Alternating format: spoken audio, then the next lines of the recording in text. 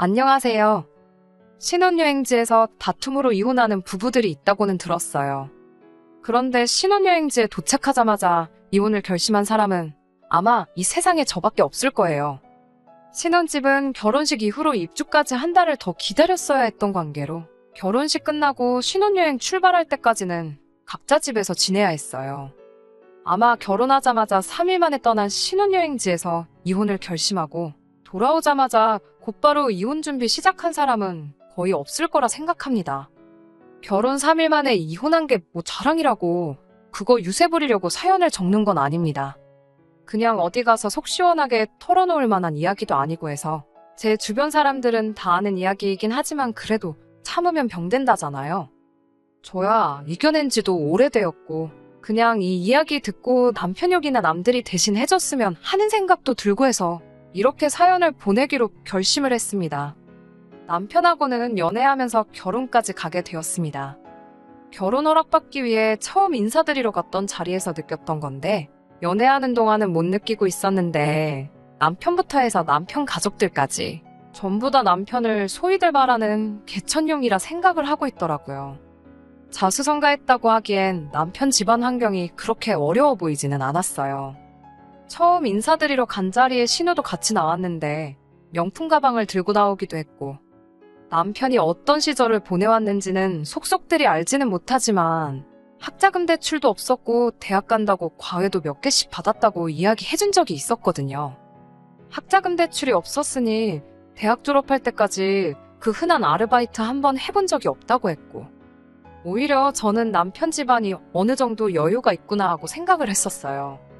그리고 무엇보다 개천용이라는 게 보통 자수성가한 사람들을 일컫는 말이다 보니 소위 의사, 판검사같이 사회적 지위가 있는 직업을 갖는다던가 아니면 월 수입이 뭐 세후 1,000만 원, 2,000만 원쯤 되는 사업을 하고 있다거나 하는 사람들한테 보통 붙는 수식어 아닌가요?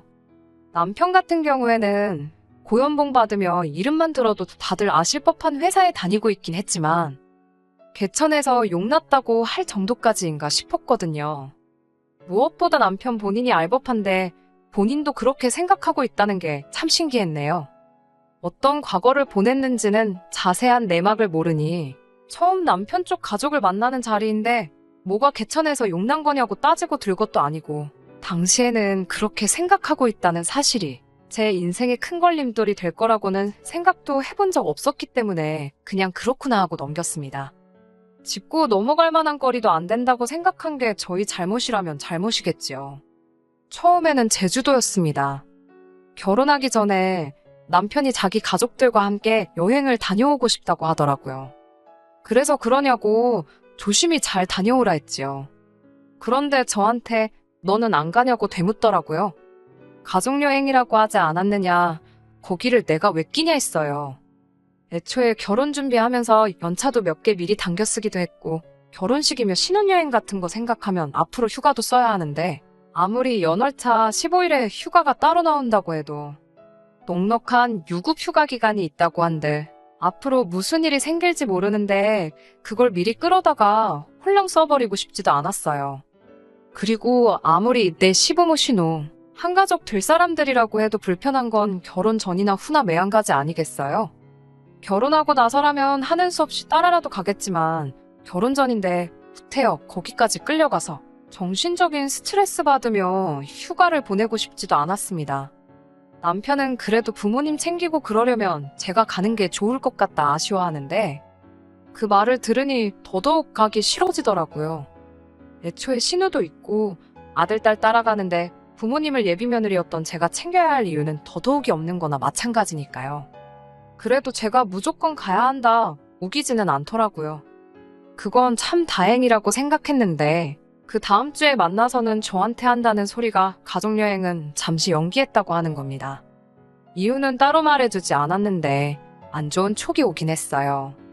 이 인간이 기어이 나를 데리고 같이 가려나 보다 싶었지요. 그걸 굳이 꾸역꾸역 날짜까지 미뤄가며 내가 당신 부모님 수발들게 만들어야 하는 거냐 따졌더니 그런 건 아니랍니다. 그래서 저는 일단 올해는 앞으로 결혼식 후에 있을 신혼여행 말고는 어디 놀러 간다고 연월차나 휴가 신청을 하지는 않을 거다 하고 딱 잘라 말했습니다. 생각보다 흔쾌히 그러라고 대답하길래 저는 남편이 제 입장에서 어느 정도 생각해보고 제가 불편할 걸 알고 제주도 여행을 취소했구나 그렇게 생각했어요. 오히려 감동스럽기까지 했지요. 그런데 그런 꿍꿍이가 있었다니 참으로 놀랄 노짜입니다. 양가 축복 속에 성대한 결혼식을 올렸어요. 신혼여행은 결혼식 날짜 3일 뒤인 화요일에 맞춰서 출발하기로 했습니다. 조금이라도 아끼겠다고 비행기표가 가장 저렴한 날에 출발하기로 했던 거예요. 신혼집도 잔금 문제로 아직 완전히 구해진 상황도 아니었기에 결혼식 끝나고는 각자 집으로 돌아갔어요. 3일 뒤에 공항에서 남편과 만났습니다. 그때까지만 해도 신혼인데 같이 한 집에서 살지도 못하고 각자 집에서 지내고 있는 게 엄청 아쉬웠었거든요. 그런데 신혼여행지에 딱 도착하고 나니까 그 생각이 바뀌는데 5분도 걸리지 않았습니다. 입국 수속 마치고 입국장에 들어서는 순간 익숙한 얼굴들이 저희를 마중 나와 있었거든요. 저는 정말 경악을 금치 못했습니다. 시부모님의 신우까지 더해서 입국장에서 쌍수를 들고 저희를 열렬히 환영해주고 있었으니 말이에요. 누가 보면 이민 와서 현지에 살고 있는 남편 가족들을 보러 혼자 한국에서 지내던 남편이 오랜만에 비행기 타고 왔구나 싶은 그림이었어요. 저는 어안이벙벙해서 남편한테 이게 무슨 경우냐고 따졌지요. 남편은 뻔뻔하게 이게 네가 원하던 거 아니냐고 적반하장으로 나오더라고요. 세상 어느 누가 미쳤다고 인생에 한 번뿐인 신혼여행을 시가족들하고 같이 보내고 싶어 했겠냐 따지니 남편은 제주도 이야기를 꺼내더군요. 생각해보니 제가 틀린 말 한 거 하나도 없다고. 앞으로 무슨 일이 생길지 모르는데 자기도 가족여행에 휴가를 다 써버리느니 어차피 저랑 신혼여행 올 건데 가족여행지를 옮기면 되는 거였구나 하는 생각이 들었다네요. 그게 그러자고 한 소리가 아닌 거 알고 있으면서 능청스럽게 연기를 하는 거 보니 속에서 천불이 나더라고요. 그래도 한번 참아보려고 했어요. 제가 이렇게 화낼 줄은 몰랐을 테니 좀 이야기하면 생각이나마 바꾸지 않겠나 싶어서요. 그러면 우린 우리대로 신혼여행 온 거 둘이서 신혼여행 즐기고 시부모님은 신우가 있으니까 당신 가족들은 따로 휴가를 즐기면 어떻겠냐 제안을 했습니다. 집에 갈 때 공항에서 만나서 비행기 타고 같이 돌아가면 되는 거 아니겠냐고요. 그랬더니 남편이 정색을 하면서 저한테 여기까지 와서 분위기를 이렇게 잡쳐야겠냐며 따지고 들더라고요. 제주도 때 결혼 전이니까 거절했던 거 그렇다 쳐도 이제 결혼식 올렸으니까 너 이 집 며느리 아니냐고. 며느리가 시부모님 데리고 여행도 다니고 필요한 거 챙겨드리고 해야지 그걸 벌써부터 신우한테 떠넘길 생각을 하냐는 거예요. 신우도 너보다 어른이라고. 너가 같이 모셔야 할 사람 중에 하나인데 부려먹을 생각이 드냐면서 사람들 다 보는 거 아랑곳하지도 않고 큰 소리를 치는 겁니다. 그러면서 너는 이제 시집 왔으니 모르겠지만 이 여행이 우리 가족들한테 얼마나 큰 의미인 줄은 아느냐며 입에 개거품을 물면서 지 과거 이야기를 꺼내는데 얼척이 다 없더군요. 지 가족들이 자기 공부시켜서 좋은 직장 취직시킨다고 얼마나 노력한 줄 아냐고. 가족들이 정말 나 하나만 바라보고 살았다고 누나도 대학 안 가고 아르바이트 하면서 내 과외에 비해 학비에 다 도와줬고 부모님도 여태 아끼고 고생했던 거 이제서야 보상받는다는 느낌으로 아주 큰맘 먹고 기획한 여행인데 이러면 안 된다는 겁니다. 애초에 제가 제주도를 따라갔으면 이런 일이 없었을 거라는 거예요. 일이 이렇게 된 게 다 제 탓이고 이제 며느리니까 투정 부리지 말고 지 부모님을 챙기라고 하는 겁니다. 입에 거품이 날 때까지 고작 떠든다는 말이 또 이 집 며느리 됐으니까 내 식구들 알아서 수발들라는 소리를 저렇게 길게 풀어 말한 거였어요. 그래서 그게 내가 알 바냐고 따졌습니다. 자꾸 과거가 어려웠고 힘들었다 하는데 너보다 더 어려워서 학원도 못 가고 과외 못 받고 그래도 주경야독해서 좋은 대학 가는 사람 천지에 깔렸다고. 그리고 자꾸 개천용 하는데 누가 보면 어디 회사에서 월급으로 몇 억씩 주고 모시고 쓰는 줄 알겠다고. 내가 다니는 회사보다 좋은 회사 다니니 더 말은 안 하겠는데 그런 회사 다니는 거 너 혼자만이 아니라고. 내가 무슨 그 대기업 말량한 월급 때문에 너랑 결혼해서 니네 부모 수발드는 식모에 너네 신우 비위장 맞춰주는 무수리 하려고 결혼한 건 줄 아느냐고 따졌습니다.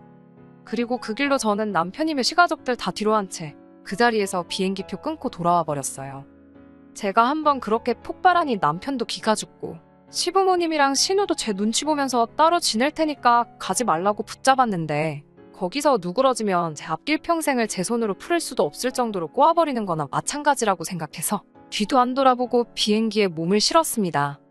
정말 말 그대로 신혼여행 보내기도 전에 여행지 도착하자마자 이혼하게 된 거나 마찬가지지요. 다시 받아줄 생각도 없었지만 여행지에서 돌아온 남편 하는 꼬라지가 아주 가관도 아니더군요.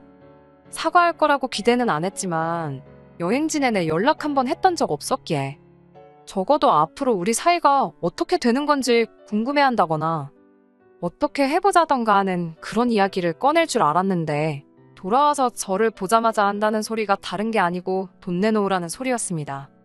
뭐 돈 맡겨놓은 것도 아니고 신혼집 입주를 코앞에 두고 있었지만 꽤나 큰 손해긴 하지만 아직 끝전이 치러진 게 아니다 보니 그냥 파기하면 위약금 내고 파기할 수 있었어요.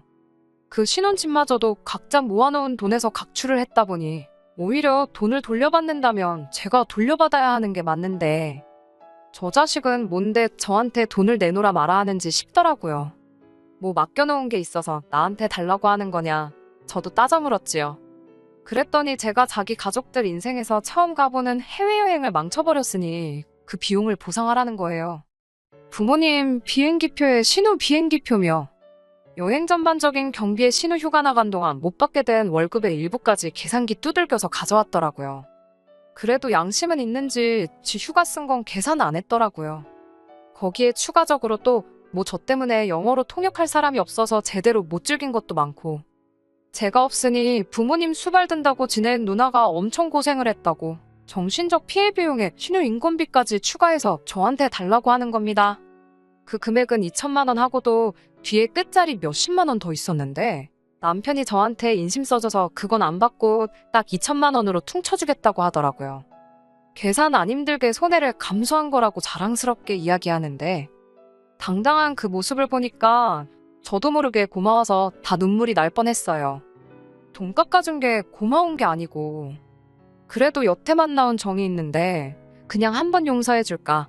나도 여행지에서 그렇게 돌아오면 안 됐는데 내가 너무 심했나? 그런 생각도 마음 한구석에 조금은 가지고 있었거든요. 이렇게 남아있는 정을 확실하게 떼줄 거라고는 기대조차 하지 않았는데 이렇게 확실하게 알아서 마무리를 지어주다니 정말 고맙기 그지 없었지요. 니네 가족 놀러 갔다가 재미없어서 실망한 돈을 왜 나한테 와서 찾냐고. 그냥 좋은 말로 할 때 내 눈앞에서 꺼지고 이혼 서류 날라오면 도장 찍을 준비나 하라고 했어요. 이미 공항에서 비행기 올라탔을 때 이혼한 거나 마찬가지였다고. 말 맞다나 이제 그 잘난 며느리도 아닌데 니네 부모님 가족여행 망친 건 자식들이 니랑 니네 누나 아니겠냐고. 그러니까 그 여행 비용은 나한테 청구할 게 아니고 부모님도 똑바로 못 챙기고 여행지에서 벙어리 마냥 말 한마디 못한 네 잘못이니 네 스스로한테 청구하는 게 어떻겠냐고 했지요. 얼마나 힘든 과거를 보냈고 당신 가족들이 얼마나 고생했는지는 내가 듣도 보도 못해서 얼마나 큰 은혜인지는 가늠이 안 된다고. 하지만 그 은혜가 얼마나 크던 간에 그걸 너랑 결혼한 네 마누라 며느리까지 나서서 갚아줘야 하는 은혜라면 그딴 며느리 자리는 내가 때려치고 만다고 딱 잘라 전해줬습니다. 다시 한번 그 잘난 가족여행 망친 건 니들 무능한 걸 탓하고 당신이야말로 집에 들어간 내 돈 제대로 안 돌려주면 어디 어떻게 되나 보자고 했어요. 그리고 이 이혼의 책임은 너한테 있으니 위약금은 위자료 줬다 생각하고 네가 내라고 했습니다. 그리고 어디 한번 안 접을 테면 안 접으라고. 내 전 재산 날려먹는 한이 있어도 대한민국에서 제일 유능하다는 변호사 구해서 어떻게든 그 돈 받아내겠다고 울음장을 놓았어요.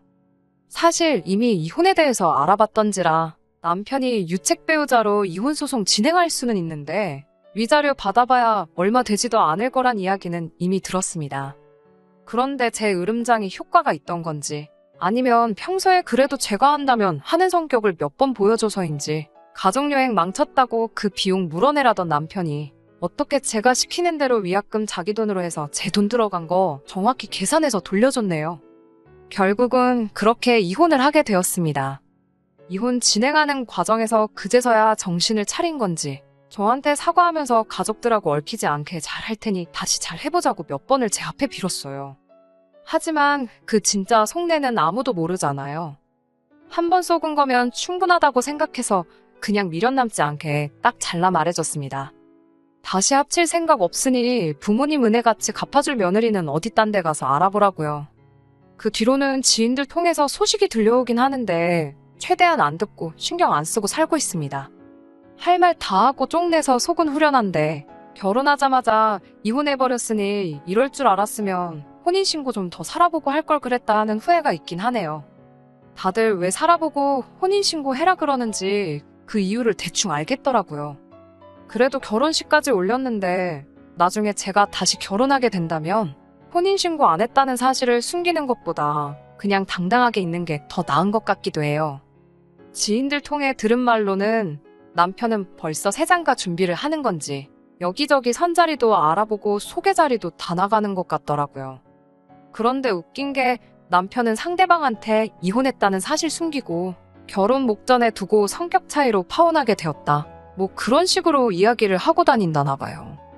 딱히 그 사실이 중요한 건 아니지만 그래도 벌써부터 만나는 사람들한테 거짓말 살살 하는 거 보면 결혼 3일 만에 이혼까지 당하고도 정신을 못 차린 것 같아요. 아직도 부모님과 신우가 자기한테 베풀어준 큰 은혜에 대신 보답해줄 무수리 식모를 구하러 다니는 거겠죠? 열심히 했으면 좋겠습니다. 그런 식으로 결혼해봤자 그 끝엔 또 한 번의 이혼이 기다리고 있다는 사실은 그때 가서 깨닫게 되겠지만 말이에요. 끝까지 들어주셔서 감사합니다. 오늘의 사연은 여기까지입니다. 구독과 좋아요, 알람 설정 부탁드리고 더 좋은 사연으로 다시 찾아뵙겠습니다. 감사합니다.